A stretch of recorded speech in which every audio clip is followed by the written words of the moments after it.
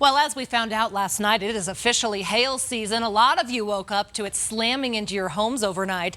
Colorado is in the heart of Hail Alley, second only to Texas in the number of hail damage claims.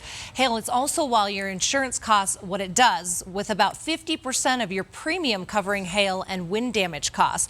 And here to discuss how to minimize potential damage and prepare yourself for this year's hail season is AAA insurance expert Skyler McKinley. Thanks for joining us. Of course.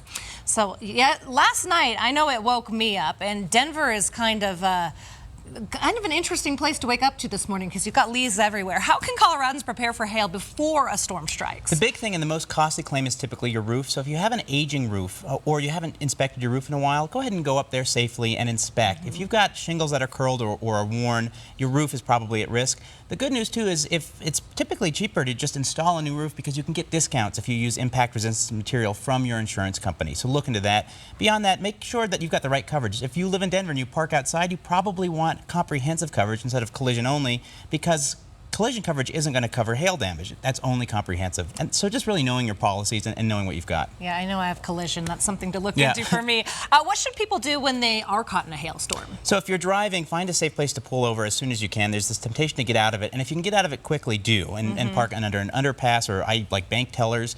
But don't force yourself to drive through it because these are big stones that are coming at you.